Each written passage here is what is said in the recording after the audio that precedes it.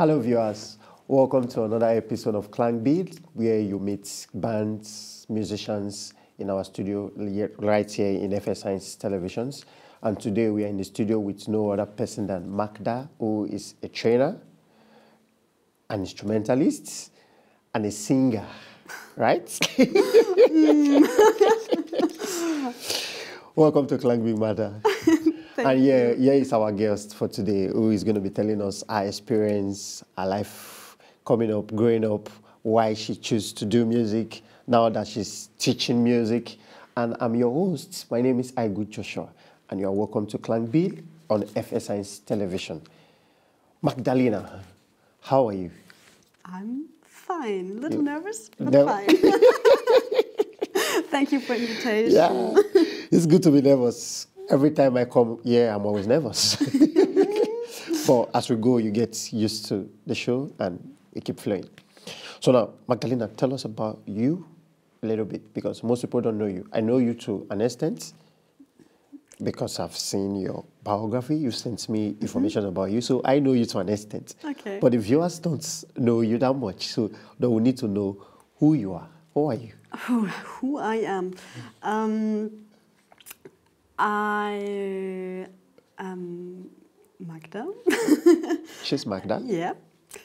And I am a musician and not a singer. Oh, she doesn't sing. I only backing vocals sometimes, but I'm more playing the double bass, Okay, and a little bit piano and bass guitar. And I'm member of many bands, so I'm not a big soloist. okay. And yeah, I'm teaching the piano and teaching the double bass in Bavaria and in Austria. I'm working in Bavaria and Austria, many different things. And yeah, I come from Bavaria. For example, I grew up in the near from Ingolstadt, so north of Munich. That's 2 hours away from Salzburg. Yeah. Yeah. And yeah, now I'm living in Einring. That's closer. Yeah, and So you like the Bavarian music, style of music?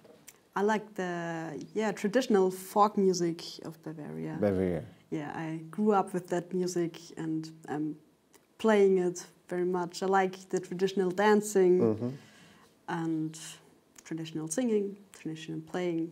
Yeah, that's a big part of my life. Yeah, so it's easy for me to say now that that influenced your style of music because you grew up in this environment. Yeah. So how was growing up for you? Growing up was In the nice. contents, in the context of music. In the context of music, I mean. Okay, Yeah. I grew up in a household where music was all around. Okay. My mom loves listening to and dancing to different kinds of music. And my dad is a hobby musician. He's playing the drums and singing in a traditional Bavarian singing trio. Okay. And I was always listening to them when they rehearsed in our dining room late in the evenings till I had to go to bed as a little child. Yeah. And that influenced me. Yeah, that's led me to my way as a musician. As a musician. So now you play the double bass, the piano, but I would say you play more of the double bass in concerts. Yes, I do. Because I learned the piano only in a classical way. Okay. And somehow I didn't, got a classical solo pianist. I'm only teaching playing the piano. The piano. And trying to do something more jazzy and more pop piano, but I'm not very the pro doing that. Piano, And with the double bass, I have a wider spectrum of playing music. With the double bass, I can play folk music, I can play jazz, I can play popular music, I can play in orchestras, classical music. So yeah, I'm more flexible with that instrument. So how is it easy for you to carry that instrument around? Because the day I saw you, it's very big. It is. And you have to carry I'm not. and you have to carry these instruments to every of your concerts you go to. Yeah. How is it easy for you to move it around? I have wheels, little wheels I can wrap around the instrument. Okay. And then I can, take the instrument and go for a walk. That's the walking base. Yeah, because there's wheels. Oh, I see. Sometimes on stairs I have to take it on my back as a backpack. Are you serious? And if you go behind me, you only see my legs and a double bass. Yeah, because it's big. Quite funny. That is serious. Yeah, but it's training. It's good training.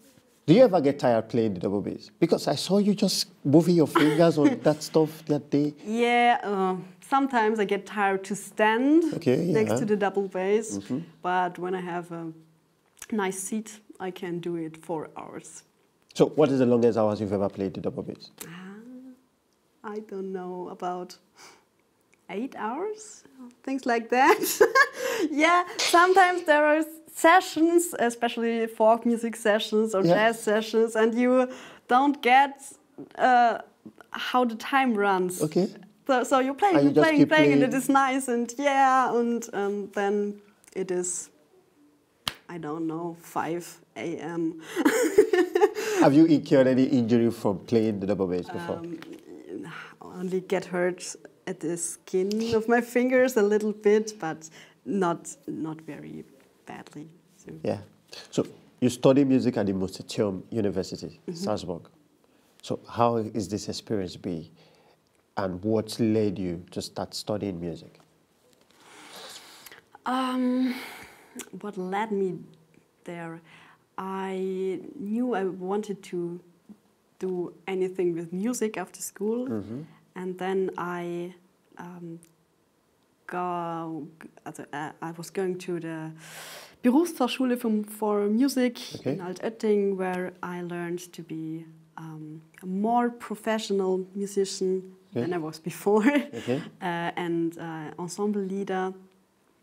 And there I started to develop my skills and my knowledge more deeply and widely. Yeah. And then I had those skills that helped me to get access to the university afterwards. And then I was at university, and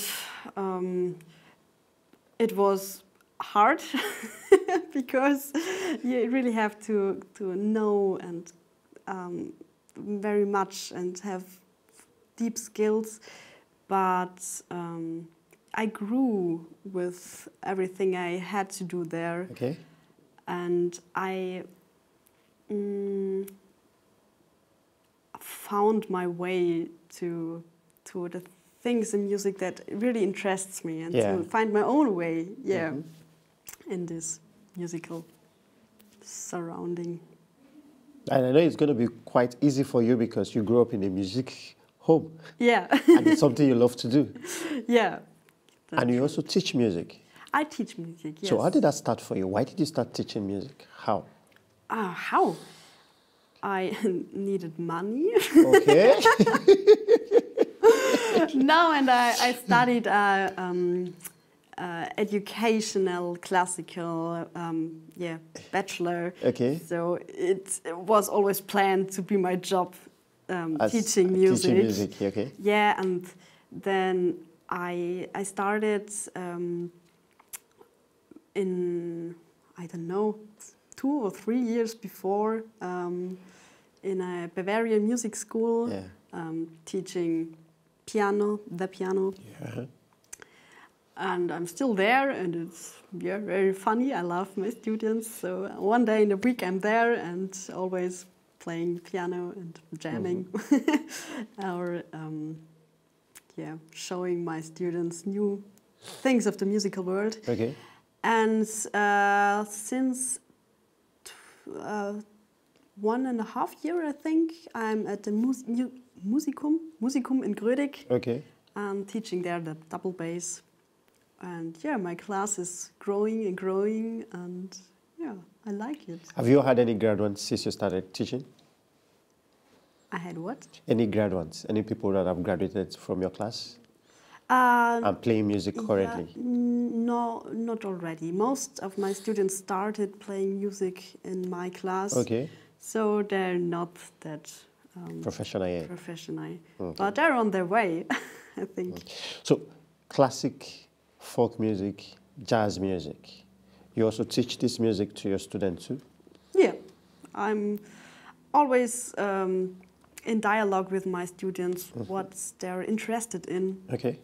So if someone says, I only want to play classical music, then I do mainly classical music. Okay. But sometimes I show little other influences, and yeah, I show them everything the musical world has. So now show. the question is, which of the music kind will you say students are more in tune to? Which of the music? Jazz, classic, folk music? My students? Yeah, your students. I was educated as a classical teacher. Okay. So therefore, I mostly teach the classical music. That's the basic I'm doing. But I also, yeah, if I see someone wants to do folk music too, then I really love to do some folk music in my lessons. So yeah, I do it how it makes sense with the different students. Most of them, yeah, are classical educated, but I have 2, 3, 4 who more wants to go into jazz or more wants to go into folk music. I understand that. So how do you balance being a performer and being an educator? In the evenings, I go on stage and be a performer, and during the day, I'm a teacher. Yeah, not every day, but everything I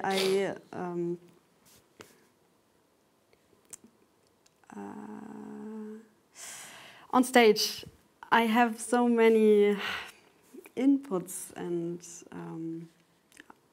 experiences that inspires me and that gives me the enthusiasm about music. And that train my skills too. And all of that I can put next day in class into my lessons. And I'm talking about that with my students. And on the other way around, also that my students want to play a new song out of the radio, and then I didn't know. And then I say, hey, that's a nice song. And next day I could do it on stage. I perform it. So it's, it just goes hand in hand. Hand in hand, I understand. So you've participated in big projects. Like the day I saw you at the Bachelor Salzburg concert. The Bach choir. Bach choir. So which other project have you participated in? And out of all these projects you've been in, which one will you say has been the best so far? One of those big projects? Yeah. Oh, I don't know. The one with the big band, the Bach choir, was really inspiring because, wow, it was a big stage and a big ensemble, and it was so exciting to play and to get to know those great musicians. Yeah, especially those more experienced jazz musicians. Wow, that was a very good experience for me. Okay. Yeah, I think it was a highlight, but I more like the Salzburger Adventssingen. Do you know this? No. It's a big, project every Christmas. Okay.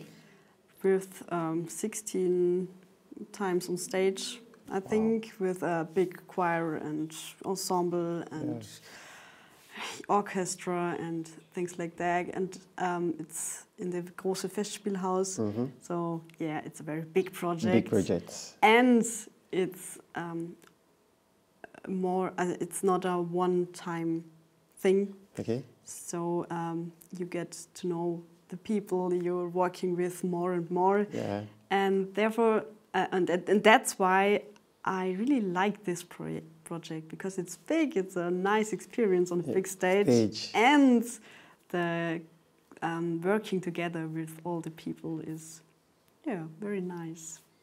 So, you've been in different bands. Yeah. Can you tell us about these bands? There are 5 bands I think I'm really active in. There's a cover band, a party band in Bavaria. It's called Funky Reflection. Okay. We're doing funk and party things. And there is a traditional folk music band in Bavaria too. It's called Sich, Freistil. And there's a cabaret group called the Mundwerker.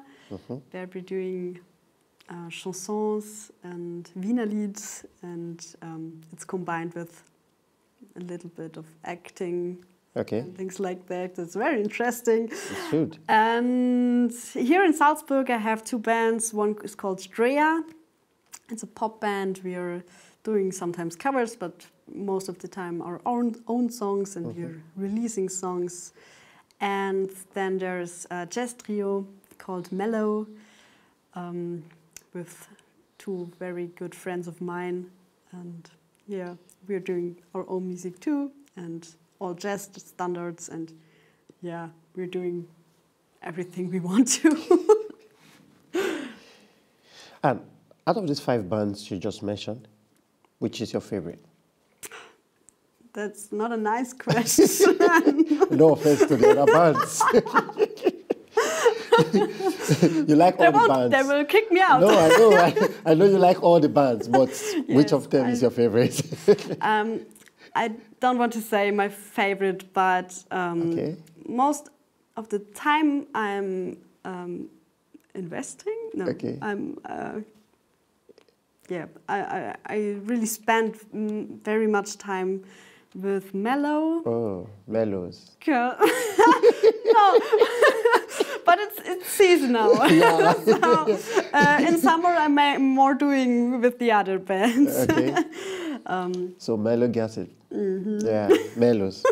We know. So now, Magda, have you ever had any embarrassing moment on stage? Oh, tell us about it.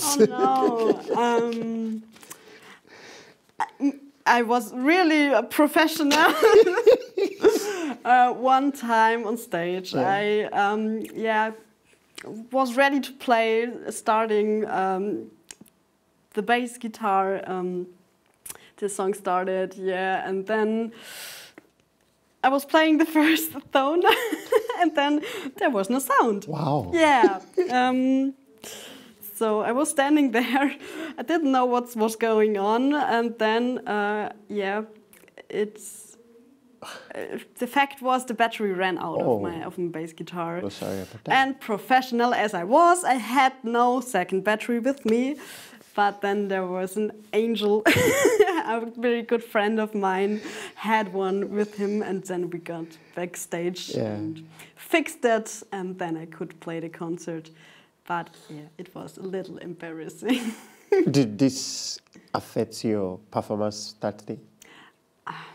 Only in the beginning. At the beginning. After that, it was nice, like every time. So what has been your most exciting moment on the stage? Most exciting moment is stage. Yeah.